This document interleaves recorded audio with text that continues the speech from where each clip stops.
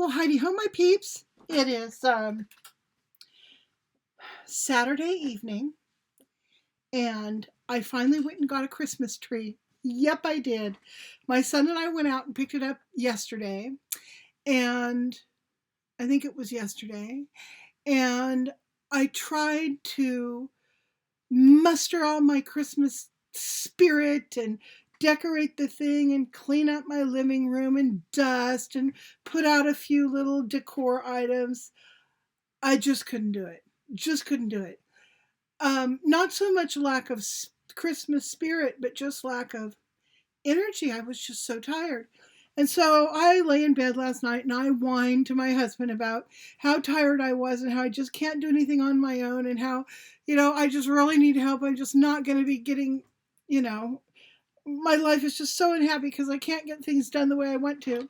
And I woke up this morning and he had done the work of moving the Christmas tree so that it's in a good location for me to decorate. And I thought that was so sweet because he remembered all my kvetching that I had done the night before as he was trying to sleep. And he got up early this morning and he fixed it for me. And I thought that was just so sweet. So today we did a little bit of running around. Went to where did we go? We went to the Dollar Tree. I picked up the only 2 Christmas bags I'm going to need for the year. One for each of my kids. I wasn't going to do any Christmas presents for my immediate family this year. Normally I just give each kid some money and that's about it. And Grant and I don't exchange gifts. So I thought, that's another thing my mom would have been ticked off about, that I didn't at least make the effort. I mean, socks, for crying out loud. Something, right? So I went ahead and I picked up a few little stocking stuffer things, just useful little items. I was at grocery outlet and I found some healthy snack food things that I'm going to stick in their bags as well. And then I did order for each of them, and they're being shipped, so they should get here by Christmas, a very useful item that they both should really like. So,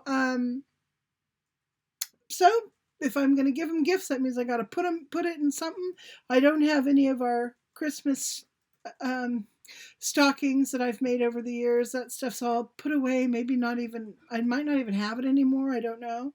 Because I used to make spectacular Christmas stockings for my boys. Anyway, so instead I got a couple of bags from the Dollar Tree. And that will be done and, under the tree on Christmas morning.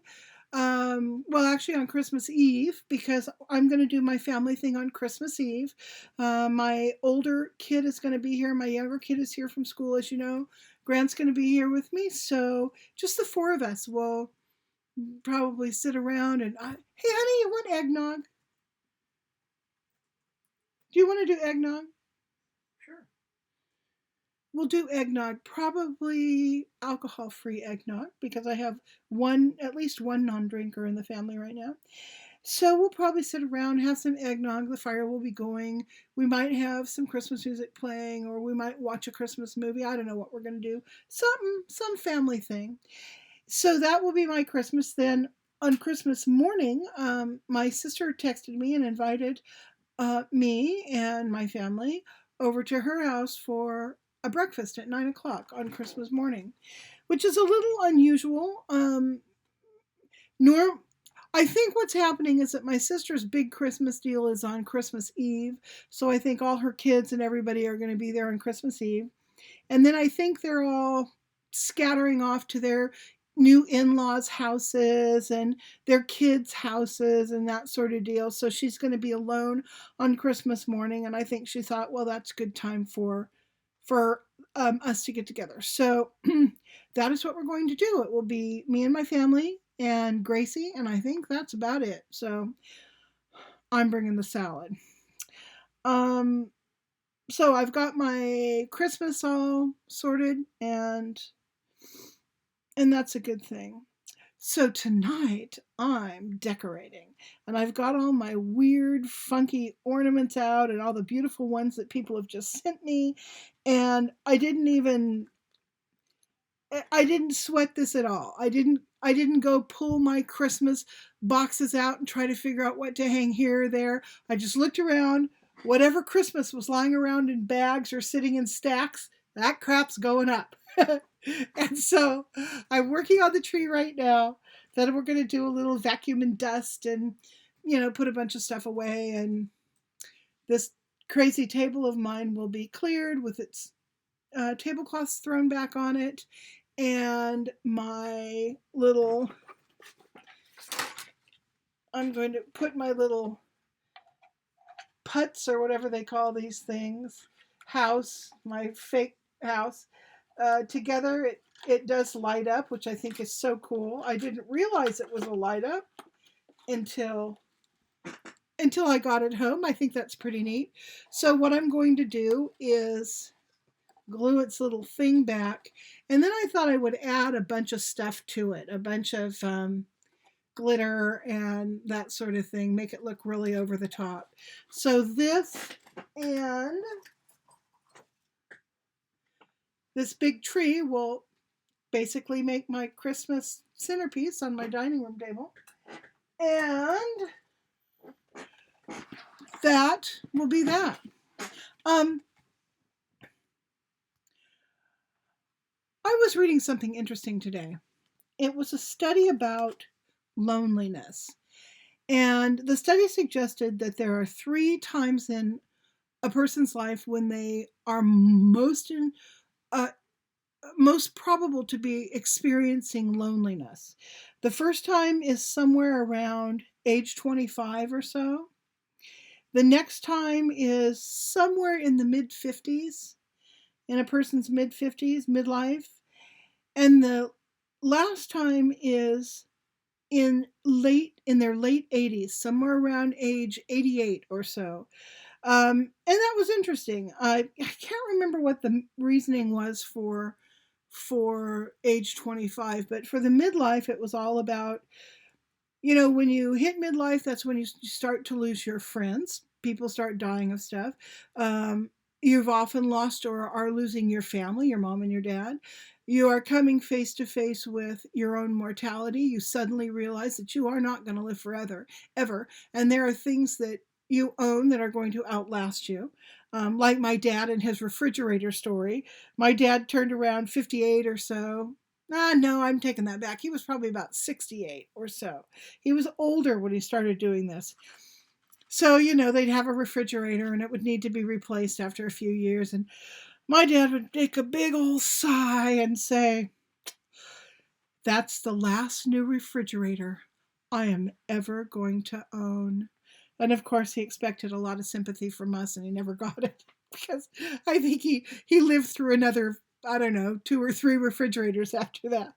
Anyway, but you do. I mean, you really do start to realize that there is darkness at the end of your life's tunnel down there. And my dad was 85 when he got a new car in did you hear that? 2002. Grandstad was 85 when he got his new car in 2002. And he said that would be the last new car he bought. And he drove that until he was 97 and died when he was 100. Yeah, see, there you go. But he was right. That was the last new car he bought. So anyway, my point is that what was my point? Oh, let's talk about the loneliness thing. So it occurred to me, even though I'm facing my own mortality and I am losing friends. That was the other thing I wanted to tell you guys. My friend Randy did pass away yesterday, and I was going to come on YouTube and just make a little video, kind of announcing that. But his family wanted to. His wife wanted to wait until they made any. They wanted to make the the main announcement. So after I found out that they had done that, they'd gone public with the fact that he had passed. I thought, well, I'll do one tonight as well, and I didn't get around to it. So thank you for all your prayers and your good thoughts about Randy and his final illness, and about his wife Sharon, and how what she's going through.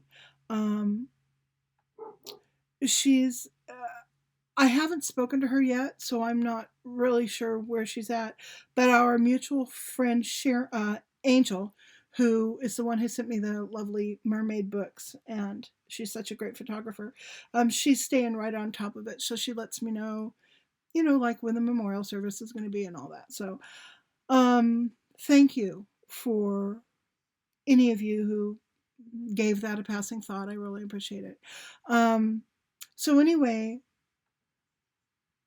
I'm going through all of those things like everybody does, but it occurred to me, I cannot remember the last time I was lonely. I can't even remember it. I must have been lonely in my 30s or 40s or sometime. I remember feeling loneliness. I mean, I know what that feels like, but I can't remember the last time it was. And it occurred to me that reason for that is you guys. That's the reason I can't remember feeling lonely. With social media, and for me particularly YouTube, there's no reason for me to ever feel lonely again.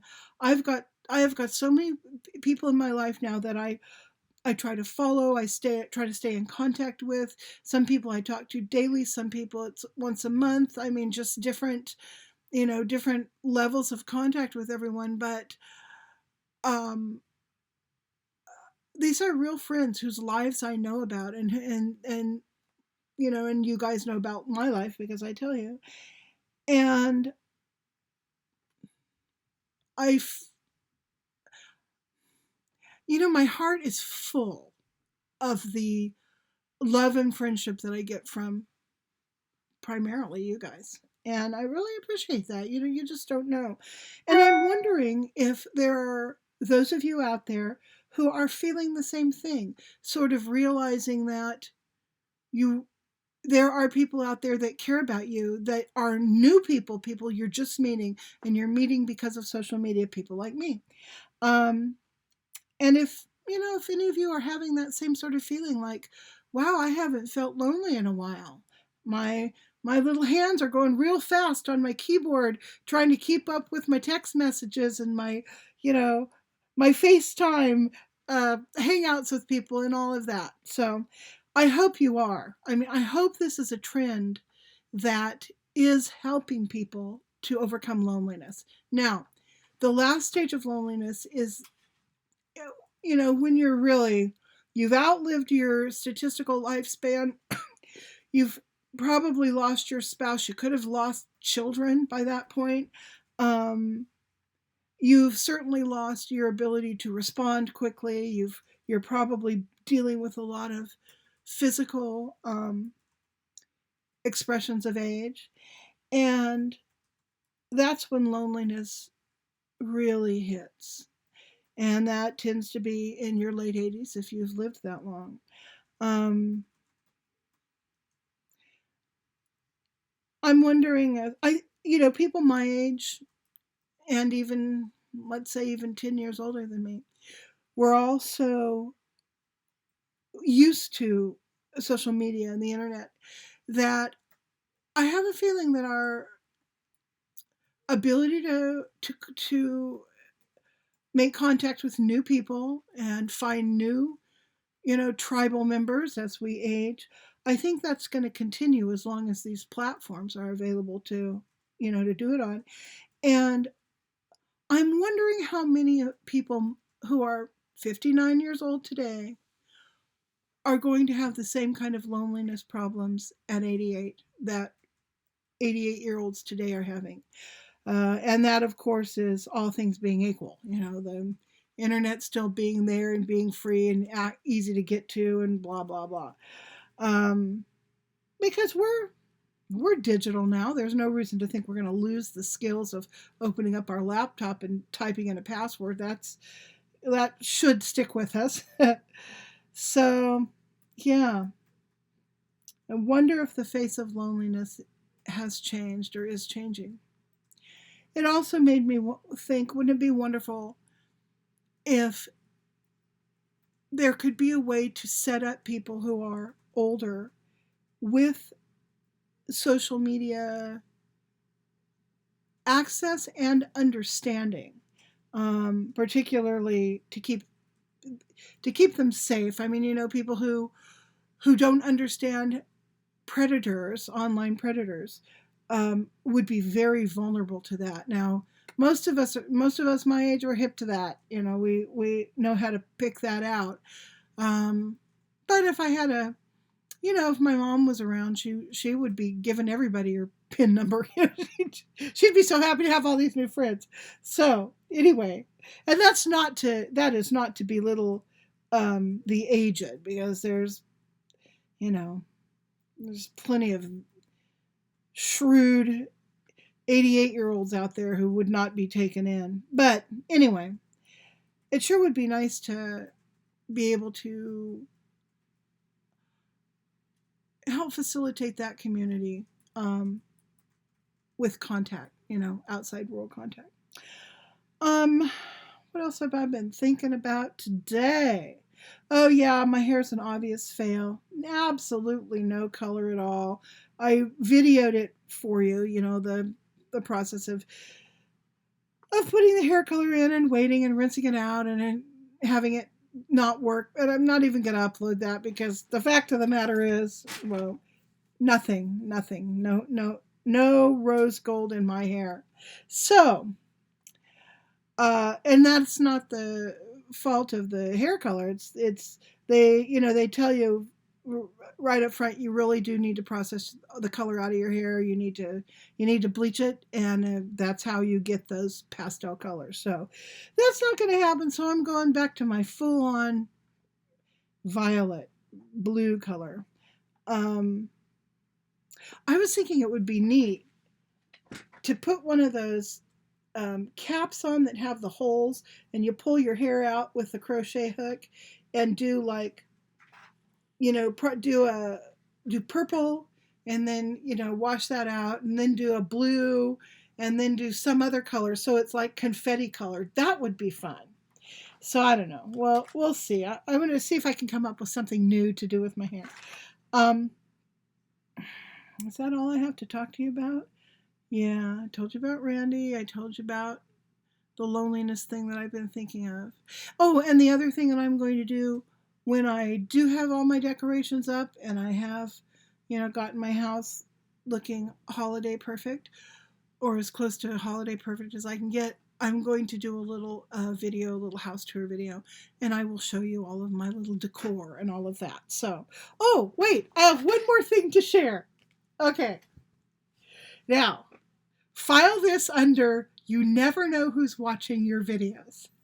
I walked into my accountant's office the other day. We're getting started on the, all the various tax returns I had to file. And I walk in and I sit down, and the first thing he says to me is, "Hey, Cheryl," he says, "I'm one of your peeps."